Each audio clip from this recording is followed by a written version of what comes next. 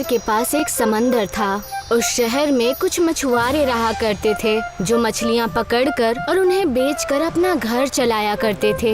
उसमें एक होशियार मछुआरा था जिसका नाम ओमकार था। वो इतना होशियार था कि वो सस्ती मछली भी महंगे दामों में बेचा करता था। उसी का एक दोस्त था प्रदीप, जो बेहद मासूम और शांत स्वभाव का था। उसकी मासूमियत का फायदा उठाने लगे। एक दिन प्रदीप चाय की दुकान पर खड़ा था। क्यों बे, यहाँ कब तक चाय पिएगा? मछली नहीं पकड़नी? मछली पकड़नी तो है, लेकिन अच्छी मछलियाँ गहरे समुद्र में जाकर ही मिलती हैं और वहाँ पर भी कुछ मछुआरों का कब्जा है। तो हम कहाँ पर जाएं? अरे तुम तो हमेशा आलस और निठल्लेपन की बातें करते हो। आज चलो मेरे साथ, हम दोनों दोस्त मछलियाँ पकड़कर घर ले आएंगे। और दोनों दोस्त मछलियाँ पकड़ने समंदर में जाते हैं। बेहद बड़ी बड़ी लहरें चल रही होती हैं। तभी समंदर में तूफान आने के संकेत होते हैं। जैसे ही ओमकार और प्रदीप समंदर के अंदर पहुंचते हैं, वहां उन्हें भयानक शक्ल वाले मछुआरे मिल जाते हैं। अरे ये देखो, उधर से दो और मछुआरे आ रहे हैं। लगता है इन्हें भी मछलियाँ पकड़नी हैं, तभी ये इतने गहरे समुंदर में यहाँ पर आ गए हैं। हमें इन्हें यहाँ से भगाना होगा, वरना ये दोनों ही हमारी मछलियाँ ले जाएंगे। तुमने ठीक कहा, रुको अभी इन्हें मजा चखाते हैं। प्रदीप और ओमकार ने जैसे उन दोनों मछुआरों को अपने पास आते हुए देखा, ओमकार समझ गया कि कुछ तो गड़बड़ जरूर है। क्यों, तुम दोनों यहाँ मछलियाँ पकड़ने आए हो तो क्या हम समुंदर में घास छीलेंगे? नहीं नहीं भाई, घास क्यों छीलोगे? इतना बड़ा समंदर है, मछलियाँ ही पकड़ लेना। बहुत जबान चल रही है तुम्हारी, जानते नहीं हो कौन है हम? ये पूरा समंदर हमारा इलाका है। ओमकार ने यहाँ बुद्धिमानी के साथ जवाब दिया और कहा, अरे आप दोनों तो गुस्सा हो रहे हैं, ये तो कुछ भी बोलता रहता है। हम जितनी भी मछलियाँ पकड़ेंगे उसकी आधी आपको दे देंगे। इससे आप भी खुश और हम भी खुश। तुम हमें समझदार लगते हो। चलो, तुम्हारी समझदारी के कारण हम तुम्हें अपने साथ रख लेंगे। किन इस लड़के को भगाओ यहाँ से, वरना इसकी नाव तोड़कर हम इसे समुंदर में कहीं का नहीं छोड़ेंगे। उन मछुआरों की बात सुनकर ओमकार खुश हो गया। उन मछुआरों ने ओमकार को मछली पकड़ने की इजाजत दे दी। चलो जाओ तुम यहाँ से, वरना तुम्हारी वजह से ये मुझे भी मछलियाँ पकड़ने नहीं देंगे। चले जाओ यहाँ से। अगर मैं यहाँ से चला जाऊंगा तो मछली कहाँ से पकड़ूंगा? मेरा परिवार भूखा रह जाएगा। जाओ किनारे की तरफ जाकर पकड़ो और वहीं पर रहना। प्रदीप वहाँ से मायूस होकर चला जाता है। वहाँ जाकर उसे बेहद मेहनत करने के बाद भी सिर्फ 4 ही मछलियाँ मिलती हैं। वो चारों मछलियों को लेकर वो बाजार में बेचने चला जाता है। वहीं वो बाजार में ओमकार को देखकर हैरान रह जाता है। वो देखता है कि ओमकार के पास बेहद सारी मछलियाँ हैं। तुमने इतनी सारी मछलियाँ पकड़ ली? मुझे तो बस 4 ही मिली। आज इसी से गुजारा करना होगा।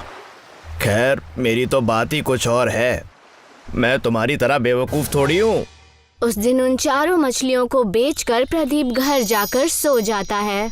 अगले दिन फिर प्रदीप अपना जाल लेकर गहरे पानी में मछलियाँ पकड़ने चला जाता है। उस दिन समंदर में तूफान आया और जोर से बारिश होने लगी। ज्यादा तूफान और जोखिम की वजह से समुद्र पूरी तरह खाली था, लेकिन अपने परिवार को पालने के लिए प्रदीप मुसीबत मोल ले लेता है। अगर मैंने आज भी मछली नहीं पकड़ी तो गड़बड़ हो जाएगी। कैसे भी करके आज मछलियाँ पकड़नी है मुझे। गहरे समुद्र में जाने पर बेहद जोर से तूफान उसकी तरफ आने लगा और देखते ही देखते तूफान ने प्रदीप की नाव को अपने कब्जे में ले लिया। लगता है मेरी नाव पलट जाएगी। हे भगवान, हे भगवान। समुद्र के तूफान खत्म हो जाने के बाद जब प्रदीप की आंखें खुली तो वो हैरान रह गया। उसने देखा कि वो किसी अलग दुनिया में ही है। पूरा समंदर उसे शहद का दिखाई दे रहा है और उसमें मोटी मोटी मछलियाँ तैर रही हैं। ये मेरे साथ क्या हो गया? कहीं मैं कोई ख्वाब तो नहीं देख रहा हूँ? मेरी नाव कहाँ है? प्रदीप अपनी नाव के पास जाता है और समंदर से बेहद सारी मोटी और तंदुरुस्त मछलियाँ पकड़ लेता है।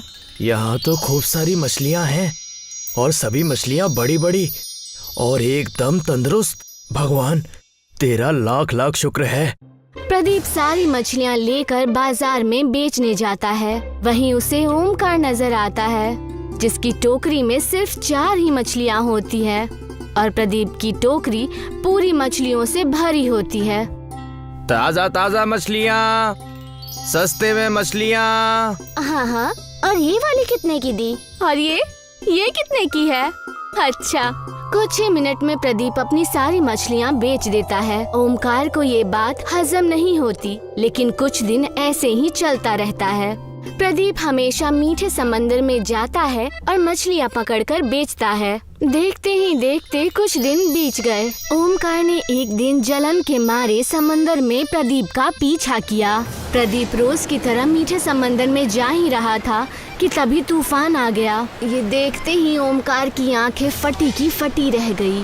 प्रदीप को तूफान में जाता देख ओमकार भी उसी तूफान में चला गया। कुछ ही देर में दोनों मीठे समंदर में पहुंच गए। अच्छा, तो ये है तुम्हारे ज्यादा मछली पकड़ने का राज। यहाँ से तुम अमीर हो रहे हो और लोगों को बेवकूफ बना रहे हो। तुम यहाँ कैसे? चले जाओ यहाँ से। इस समंदर को मैंने ढूंढा है। चले जाओ और एक भी मछली छूना मत। अरे बेवकूफ, तुम मछलियों के पीछे पड़े हो। यहाँ देखो, इतने सारे शहद और मीठे शक्कर के पत्थर पड़े हैं। अगर मैं इन्हें बाजार में बेचूंगा तो माला माल हो जाऊंगा। क्या मतलब? जरा ध्यान से देखो। इस जगह तुम्हें जो भी चीज नजर आ रही है, ये सारे ज्यादा मछली से महंगे और खूब सारे हैं। अगर मैं इन्हें एक बार में ले जाकर बाजार में बेच दूं, सारी जिंदगी मुझे कुछ नहीं करना पड़ेगा। लेकिन तुम लालच कर रहे हो। मछलियों से हमारा व्यापार अच्छा चल जाता है। खामखा हम इतना लालच क्यों करें? तुम चुप रहो और अपना काम करो। प्रदीप की एक ना सुनकर ओमकार शहद और सारी चीजें लूटने लगता है कि उतने में ही वहाँ बहुत सारी मधुमक्खियाँ आ जाती है और उसे शहद और मीठे समंदर को लूटता देख उसे काटने लगती है। अरे बचाओ, अरे बचाओ, अरे बचाओ, हे भगवान बचाओ, अरे बचाओ। प्रदीप उसी समय एक दरख्त के ओट में चला जाता है और ओमकार को देखकर हंसने लगता है। लो, ये लो लालच का नतीजा। मिल गया ना प्रसाद तुम्हें, और बनो अमीर। इसी तरह मीठे समंदर से मछलियाँ पकड़कर प्रदीप मछलियाँ बेचकर अमीर हो जाता है और ओमकार को उसके लालच की सजा मिल गई थी और प्रदीप और उसका परिवार खुशी खुशी रहने लगता है। गाँव में आज भी लोग खेती बाड़ी पर अपना जिंदगी बिताते थे।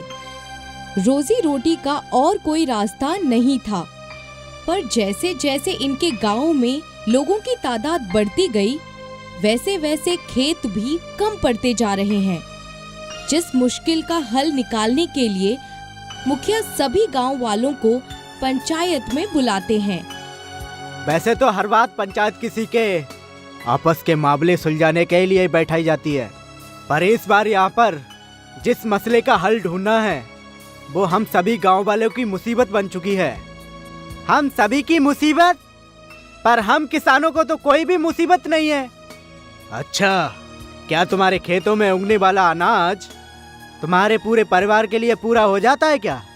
नहीं होता मालिक। हमारे घर में 4 लोग थे, पर जब से दोनों बेटों का निकाह हुआ है और बच्चे हुए हैं, खाने पीने की बहुत कमी हो गई है। पर क्या ये मुसीबत नहीं है? पर क्या ऐसी मुसीबत सभी के घरों में नहीं है? जरूर है मालिक। मुसीबत क्या, ये तो आफत बन चुकी है। मैं तो कुछ और ही समझ रहा था, मुझे माफ कर दीजिए। तो क्या किसी के पास इस मुसीबत का हल है? क्योंकि हम लोगों के खानदान में लोग तो बढ़ते ही जा रहे हैं, पर हमारे गांव में आज भी उतने ही खेत हैं जितने कि आज से 20 साल पहले थे। जी, मैं कह रहा था कि क्यों ना हम सरकार से कुछ गुजारिश करें, शायद हमारी कुछ मदद हो जाए। हम सरकार के आगे कभी भी हाथ नहीं फैलाएंगे जब तक कि हमारे हाथ पैर तंदुरुस्त हैं। कुछ ऐसी तरकीब निकालनी होगी जिससे कि हम आपस में ही तरकीब ढूंढ सकें। हल्कू की बीवी बहुत देर से सबकी बातें सुन रही थी। वो कुछ कहना चाहती थी, मगर पंचायत में आज तक औरतें कभी भी अपनी बात नहीं रखती थीं। इसीलिए वो बोलने से पहले घबरा रही थी। जी मालिक, मेरी बेगम कुछ कहना चाहती है। अगर ये पंचायत उसको बोलने का मौका दे तो। आज से एक बात सभी लोग कान खोल कर सुन लो। हमारा गांव भले ही तरक्की के मामले में पीछे है, पर हमारी सोच कभी भी छोटी नहीं होनी चाहिए। आज से कभी भी इस गांव में मर्द और औरत के बीच में कोई भी इम्तियाजी सलूक नहीं होना चाहिए। जी धन्यवाद। तो क्या मैं बोल सकती हूँ? आज से तुम बोल भी सकती हो। मैंने सुना है कि तुमने तालीम भी ली है, इसलिए चाहो तो गांव के बच्चों को तालीम भी दे सकती हो। जी, मैं कह रही थी कि जब हम लोग इस गांव में आए तो यहाँ पर एक भी खेत नहीं था और हम सभी ने अपनी अपनी ज़रूरतों के हिसाब से ज़मीन खोदकर खेत बनाए। तो जब आज फिर से ज़रूरत है तो हम फिर से खोदकर नए खेत क्यों नहीं बना लेते? हाँ, तुम ठीक कह रही हो। हम तब भी मेहनत करने से पीछे नहीं हटते थे और आज भी नहीं हटेंगे। पर बात यह है कि अब खोदेंगे कहाँ? खाली जमीन तो कहीं नहीं बची है और जंगलों को काट कर हम जंगली जानवरों के घरों को उजाड़ना नहीं चाहते। अगर हम पहाड़ के पिछले वाली जमीन पर काम करें तो? वो जमीन बहुत कठोर है, साथ में भी वहाँ बड़े बड़े पत्थर भी हैं। उनको हटाना नामुमकिन है। हमारे पास और कोई रास्ता नहीं है और कुछ देर पहले आपने ही कहा जब तक हमारे हाथ पैर सलामत है हम मेहनत करने से पीछे नहीं हटेंगे। सब लोग चुन्नी की बात और ख्याल से सहमत हो जाते हैं और पहाड़ के पिछले वाले जमीन को खोदकर वहाँ खेत बनाने का फैसला करते हैं। अगले दिन सभी लोग कुदार, फावड़ा, हथौड़ा और बाकी का सामान लेकर वहाँ पहुँचते हैं। हम आ तो गए हैं, पर ये काम इतना मुमकिन नहीं होने वाला है। उतना मुश्किल भी नहीं है जितना लग रहा है और हम अकेले भी तो नहीं हैं। मुझे तो पता ही नहीं था कि मेरी बेगम इतने मजबूत हौसले वाली है। मुझे भी नहीं पता था कि आप इतने कमजोर हैं। थोड़ी देर काम करके ही थक गए। अब नहीं होता चुन्नी, जवानी जा चुकी है। सच कहूँ तो अब मुझ में खेती करने की भी ताकत नहीं बची है। घुटनों में बहुत दर्द होता है, पर मैं किसी को बताता नहीं हूँ। वैसे भी बताकर क्या हो जाएगा। इतना कहकर हल्कू कुदार लेता है और फिर से खोदने लगता है, पर चुन्नी उसके पास जाकर उसके हाथों से कुदार ले लेती है। सच कहती हूँ, मुझे इस बारे में कुछ भी नहीं पता था, नहीं तो कभी भी तुम्हें यहाँ काम करने के लिए नहीं बोलती। आज से तुम आराम करो, जब तक मुझ में ताकत है हम दोनों के लिए मैं अकेले ही मेहनत कर सकती हूँ। वैसे तो इन सब पर मैं यकीन नहीं करता, पर कभी कभी लगता है कि मैंने पिछले जन्म में कुछ अच्छे काम किए होंगे कि मुझे तुम जैसी मुहज्जत और अकीदतमंद बेगम मिली। अच्छा, आज तक तो तुम्हारे मुंह से ऐसी बातें नहीं निकली। कई बार सोचा कि कहूँ, पर मौका ही नहीं मिला। सोचा कि आज नहीं कह पाया तो कब कहूँगा। अच्छा ठीक है, अब मुझे काम करने दीजिए। चुन्नी और बाकी के लोग दिन रात खुदाई करते हैं और एक दिन खुदाई करते करते चुन्नी को जमीन के अंदर कई सारे भगवान की मूर्तियां मिलती हैं। सभी लोग यहाँ आइए, जल्दी आइए। मूर्तियां देखकर सभी लोग खुश हो जाते हैं। ये केवल भगवान की मूर्तियां ही नहीं है, बल्कि हम सभी को भगवान की दुआ मिली है। अब हम सब लोग मंदिर बनाकर इन सभी मूर्तियों को वहाँ स्थापित करेंगे। गांव वाले अपने हाथों से ही गांव में 4 मंदिर बनाते हैं और चारों मूर्तियों को अलग अलग मंदिरों में स्थापित कर देते हैं। जब आसपास ये खबर फैलती है तो दूर दूर से लोग इन मूर्तियों के दर्शन के लिए आते हैं। अरे वाह, इतनी भव्य मूर्ति तो मैंने आज तक नहीं देखी। ऐसा लग रहा है जैसे भगवान ने खुद ही दर्शन दे दिए हों। जी हाँ, हमने भी जब पहली बार इनको देखा था तो हम लोग भी देखते ही रह गए थे।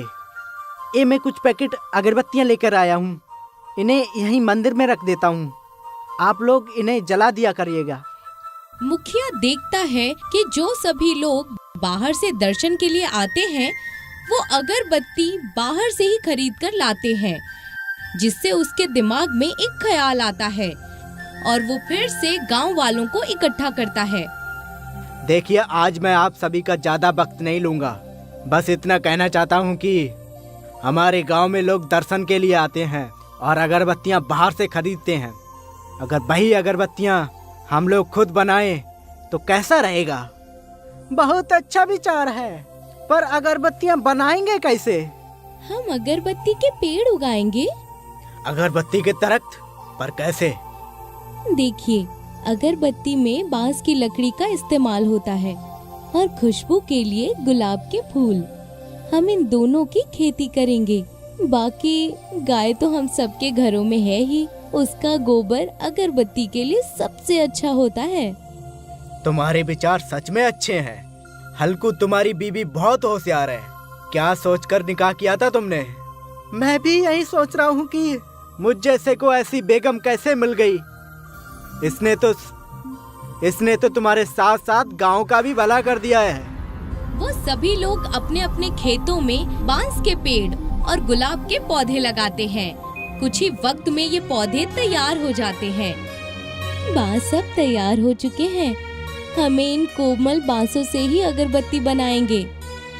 सभी लोग अपने अपने उगाए हुए बांसों को काटते हैं और उनको बारीक बारीक काट कर अगरबत्ती के नाप के टुकड़े बनाते हैं।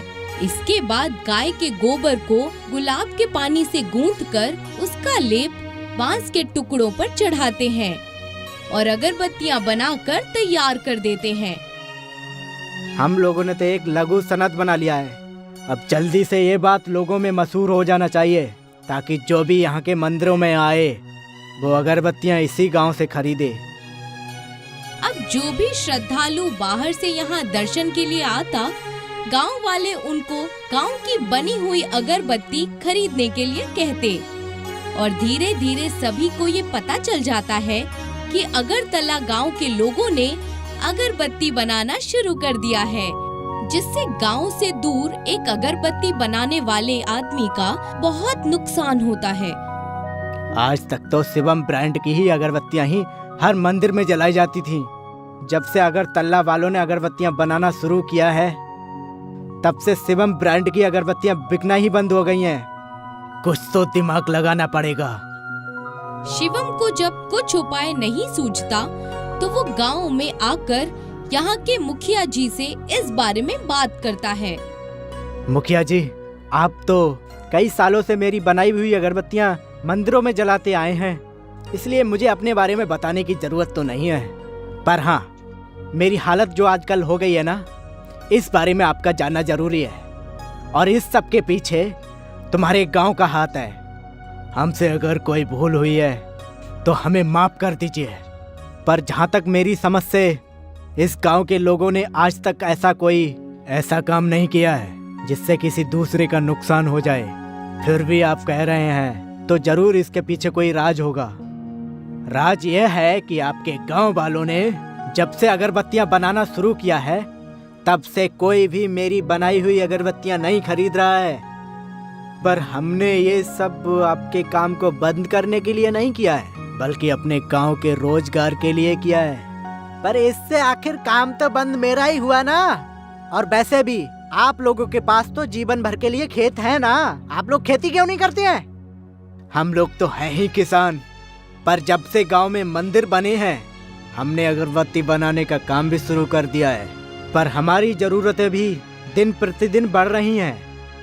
पर आपके गांव वालों को ये काम बंद करना होगा। देखिए, हम किसी का बुरा तो नहीं कर रहे हैं, इसलिए काम तो हम बंद नहीं करेंगे। और वैसे भी आपके पास तो दूध का अच्छा खासा कारोबार है। आसपास के सभी गांव का दूध तो आपके ही डेयरी पर जाता है। को भला पैसों की क्या कमी? ये आप लोग अच्छा नहीं कर रहे हैं, सबको इसकी कीमत चुकानी पड़ेगी। शिवम गांव के मुखिया को धमकी देकर वहां से चला जाता है, पर गुस्से में उसने जो किया उससे कुछ भी नहीं हुआ।